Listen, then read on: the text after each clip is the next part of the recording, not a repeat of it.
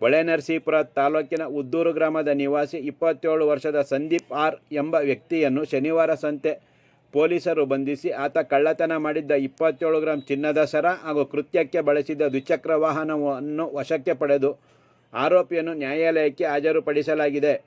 ಕೊಡಗು ಜಿಲ್ಲೆ ಶನಿವಾರ ಸಂತೆ ಪೊಲೀಸ್ ಠಾಣೆ ವ್ಯಾಪ್ತಿಯ ಗೌಡಳ್ಳಿಯ ನಿವಾಸಿ 76 ವರ್ಷದ ಅಣ್ಣಯ್ಯ ಅವರು ಜೂನ್ 28ರ ರಾತ್ರಿ 8:30ರ ಸುಮಾರಿನಲ್ಲಿ ಊಟ ಮಾಡುವ ಸಂದರ್ಭದಲ್ಲಿ ಹಿಂದಿನಿಂದ ಬಂದ ಅಪರಿಚಿತ ವ್ಯಕ್ತಿ ಅಣ್ಣಯ್ಯ ಧರಿಸಿದ್ದ ಮಂಕಿ ಟೋಪಿಯನ್ನು ಮುಖ ಮುಚ್ಚುವಂತೆ ಎಳೆದು ಕತ್ತಿನಲ್ಲಿದ್ದ ಅಂದಾಜು 27 ಗ್ರಾಂ ಚಿನ್ನದ ಸರವನ್ನು ಕಿತ್ತುಕೊಂಡು ಹೋಗಿದ್ದ ಕುರಿತು ಶನಿವಾರ ಸಂತೆ ಪೊಲೀಸ್ ಠಾಣೆಯಲ್ಲಿ ಪ್ರಕರಣ ದಾಖಲಾಗಿರುತ್ತೆ. ಪ್ರಕರಣ ಸಂಬಂಧ ಮಾಹಿತಿ ಕಲೆ ಹಾಕಿದ ಪೊಲೀಸರು ಸೋಮವಾರಪೇಟೆ ಉಪವಿಭಾಗದ ಡಿಎಸ್ಪಿ ಆರ್.ವಿ. ಗಂಗಾಧರಪ್ಪ ಅವರ ಮಾರ್ಗದರ್ಶನದಲ್ಲಿ ವೃತ್ತ ನಿರೀಕ್ಷಕ ಪ್ರೀತಮ್ ಡಿ ಶ್ರೇಯಾಕರ್ ನೇತೃತ್ವದಲ್ಲಿ ಸಬ್ ಇನ್ಸ್ಪೆಕ್ಟರ್ ಗೋವಿಂದರಾಜ್ ಹಾಗೂ ಪೊಲೀಸ್ ಹಾಗೂ ತಾಂತ್ರಿಕ ಸಿಬ್ಬಂದಿಗಳು ವಿಶೇಷ ತಂಡ ರಚಿಸಿ ತನಿಖೆ ಕೈಗೊಂಡಿದ್ದಾರೆ.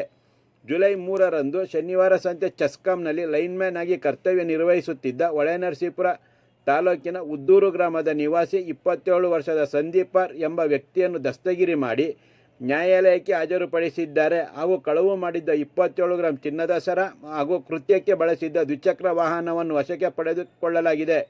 ಕೊಡಗು ಜಿಲ್ಲಾ ಪೊಲೀಸ್ ಅಧೀಕ್ಷಕರಾದ ರಾಮರಾಜನ್ IPS ಅವರು ಕಳವು ಪ್ರಕರಣ ಪತ್ತೆ ಮಾಡಿದ ಅಧಿಕಾರಿಗಳು ಹಾಗೂ ಪೊಲೀಸರ ಕಾರ್ಯವನ್ನು ಶ್ಲಾಘಿಸಿದ್ದಾರೆ. ಸಾರ್ವಜನಿಕ ಸ್ಥಳಗಳಲ್ಲಿ ಹಾಗೂ ಮನೆ ಸುತ್ತಮುತ್ತಲಿನ ಪ್ರದೇಶದಲ್ಲಿ ಯಾವುದೇ ಅನುಮಾನಾಸ್ಪದ ವ್ಯಕ್ತಿಗಳು ತಿರುಗಾಡುವುದು ಕಂಡುಬಂದಲ್ಲಿ ಪೊಲೀಸ್ ತುರ್ತು ಸಹಾಯವಾಣಿ 112 ಅಥವಾ ಹತ್ತಿರದ ಪೊಲೀಸ್ ಠಾಣೆಗೆ ಮಾಹಿತಿ ನೀಡುವಂತೆ ಪೊಲೀಸ್ ಇಲಾಖೆ ಪ್ರಕಟಣೆಯಲ್ಲಿ ತಿಳಿಸಿದೆ.